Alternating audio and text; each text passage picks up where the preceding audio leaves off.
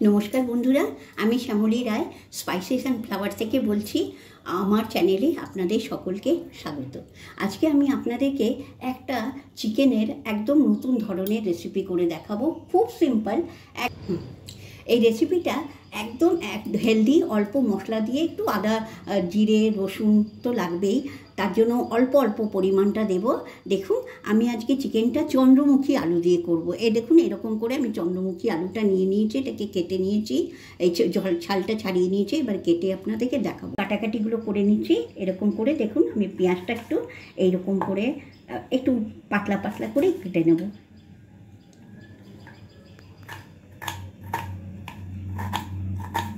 এইভাবে আমি পেঁয়াজটাকে কেটে নিচ্ছি। দেখুন, একদম কুচি কুচি হয়ে যাবে। আমার পেঁয়াজটা কাটা হয়ে গেছে। চন্দ্রমুখী আলুটা আমি ছালটা ছাড়িয়ে রেখেছিলাম। এবার এটা মাঝখানে বরাবর এরকম করে কেটে নিচ্ছি। এবার দুটো টমেটোর কেটে নিচ্ছি। বন্ধুরা, আমি এখানে আমার মাংস আছে 1 কিলো, তাতে আমি 300 গ্রাম পেঁয়াজ কেটে নিয়েছি। আর দেখুন, এটাকে একটু একদম কুচি করে কেটে নিচ্ছি।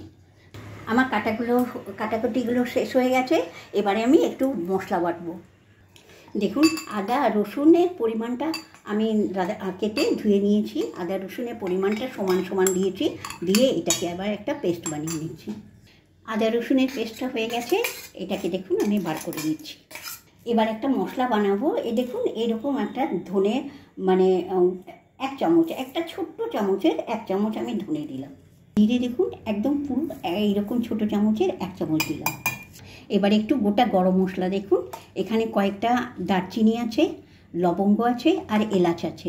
দেখুন, এলাচ, লবঙ্গ আর দারচিনি, আর বিশেষ কিছু না। আর কয়েকটা গোলমরিচের দানা দিয়ে দিয়েছি। আর লঙ্কাটা আপনাদের স্বাদ অনুসারই দেবেন। আমি এতটা পরিমাণই লঙ্কা দিলাম। আপনি যে যেমন ঝাল খান সেই হিসেবে লঙ্কাটা দেবেন। এবার সামান্য একটু জল দিয়ে এটাকে একটা ভালো এরকম পেস্ট করে নেবো, একদম নরম। এবার চিকেনটাকে ম্যারিনেশন করব। তার জন্য দেখুন একটা বড় জায়গা নিয়ে নিয়েছি। এবারে আমি মাংসটাকে ম্যারিনেশন করব। তার জন্য প্রথমে আমি পেঁয়াজটা দিয়ে নিচ্ছি। এই দেখুন, পেঁয়াজটা আমি 300 গ্রাম বললাম, 1 কিলো মাংসতে আমি 300 গ্রাম পেঁয়াজ দিচ্ছি। এই রান্নাটা একেবারে ভিন্ন স্বাদের। আপনারা দেখুন, তাহলে বুঝতে পারবেন। ঘরোয়া, কিন্তু খেতে অসাধারণ লাগে। এবার পরিমাণ মতো তেল দিচ্ছি। আমি 100 গ্রাম সর্ষের তেল দেবো। 1 কিলোতে 100 গ্রাম সর্ষের তেল। এবার পরিমাণ মতো হলুদ দিয়ে দিচ্ছি। এবার পরিমাণ মতো নুন দিচ্ছি। যতটা নুন লাগবে পরিমাণটা মতো আমি এতটাই নুন দিলাম। এবার এতে আমি ওই যে আদা রসুনের পেস্ট করে রেখেছিলাম, সেটা এখানে মেপে 2 চামচ দেবো, একটা বড় চামচের। এবারে কিন্তু আমি একটা বড় টেবিল স্পুন নিয়েছি, আর তার মাপ করে 2 চামচ আমি আদা রসুনের পেস্ট দিলাম। মশলাটা পেস্ট করা হয়ে গেছে, এই মশলাটাও দিয়ে দিচ্ছি এতে। দেখুন, পুরো মশলাটাই দেবো। আমি তো একদম অল্প অল্প, এই একটা ছোট্ট চামচের 1 চামচ ধনে আর জিরে দিয়েছি, অল্প মশলা দিয়েছি, তাই পুরোটাই আমি দিয়ে দেবো এতে। এবারে আমি এটাকে হাত দিয়ে খুব ভালো করে মাখিয়ে নেব। একদম ভীষণ সুন্দর করে উল্টে পাল্টে একদম ফার্স্ট ক্লাস করে মাংসটাকে ম্যারিনেট করব। দেখুন, আমি একদম হাত দিয়ে খুব সুন্দর করে ম্যারিনেশন করে নিয়েছি। এবার এটা আমি 10 মিনিট রেস্টে রাখবো, 10 থেকে 15 মিনিট।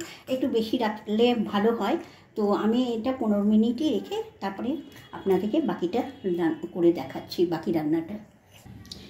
এবারে আমি প্রথমে আলুটা ভেজে নেব। তার জন্য দেখুন পরিমাণ মতো সর্ষের তেল দিচ্ছি।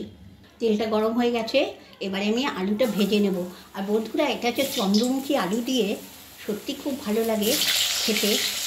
চিকেন মাংসের মুরগির ঝোল অসাধারণ লাগে। কিন্তু যদি না থাকে কোনো ব্যাপার না, পোকরা আলু হলেও খুব ভালো লাগে।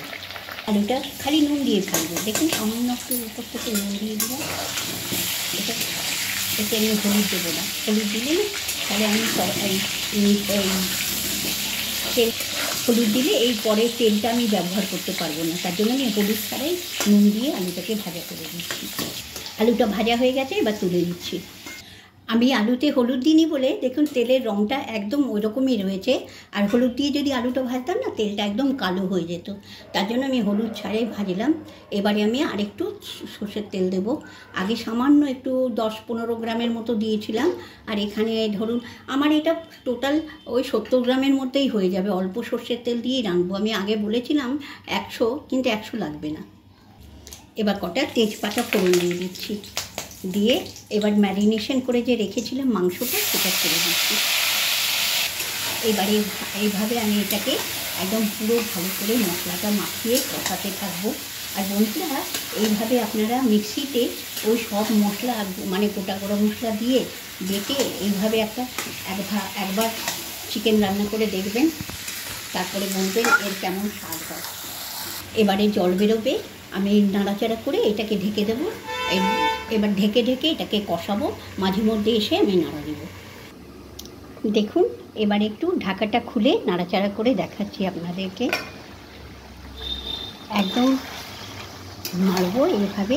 এবারে আমি এতে টমেটোটা দিয়ে দেবো। যে টমেটোটা কেটে রেখেছিলাম, সেই টমেটোটা দিয়ে এটাকে আবার সুন্দর করে নাড়াচাড়া করে আমি ঢেকে দেবো। এরকম ঢেকে আমি এটাকে কষাতে থাকবো। এটা কষানো হয়ে গেছে, দেখুন তেলটা উপরে বেরিয়ে এসেছে। ঠিক এইরকম তেলটা বেরিয়ে আসবে, আর তখন আমি আলুটা দিয়ে দিচ্ছি। আলুটা দিয়ে আরও 2 মিনিট এটাকে কষাবো। বন্ধুরা, এইভাবে একবার চিকেন চন্দ্রমুখী আলু দিয়ে করে খান। এই চন্দ্রমুখী আলুটার জন্য চিকেনের টেস্টটা একদম অন্যরকম লাগে। আমি অনেক রকম করে চিকেন করি, কিন্তু চন্দ্রমুখী আলু দিয়ে খুব ভালো লাগে। যদি না পান, আবার বলছি, পোকরাজি আলুও ব্যবহার করতে পারেন। আর না হলে তো আছেই জ্যোতি আলু।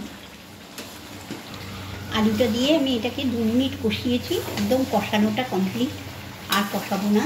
এইবারে আমি এতে জল দেবো। এমনি ঠান্ডা জলই দিচ্ছি, গরম জল দিলে ভালো হয়, কিন্তু ঠান্ডা জল দিলেও কোনো অসুবিধে নেই।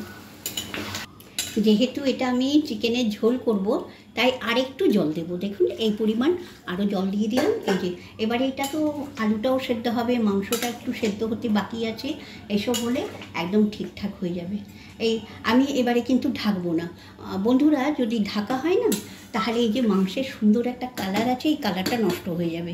নষ্ট মানে অনেক কমে যাবে। আর দেখুন কত কম তেলে কেমন সুন্দর কালার হয়েছে।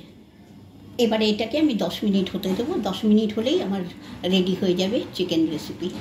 আমার মাংসের ঝোল, চিকেনের ঝোল রেডি। এবার দেখুন একদম ঠিক এই এতটা পরিমাণ ঝোল, আর একটু টেনে যাবে। আমি এবারে নামিয়ে দেবো। এবার একটা প্লেটে আমি এটাকে ঢেলে দিচ্ছি। আলু চিকেন।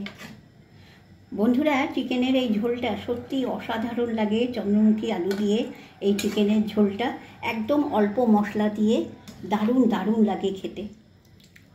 দেখুন আমার চিকেনের সিম্পল রেসিপি হয়ে গেছে। একদমই মশলা কম দিয়ে রান্না করেছি। ওই টমেটোর আর পেঁয়াজের জন্য লাস্টের দিকে ঝোলটা একটু গাঢ় হয়ে গেছে। আর এইভাবে আপনারা একবার সাধারণ চিকেনের ঝোল করে খেয়ে আমাকে একটু কমেন্টে জানাবেন যে কেমন আপনাদের ভালো লাগলো, কি মন্দ লাগলো।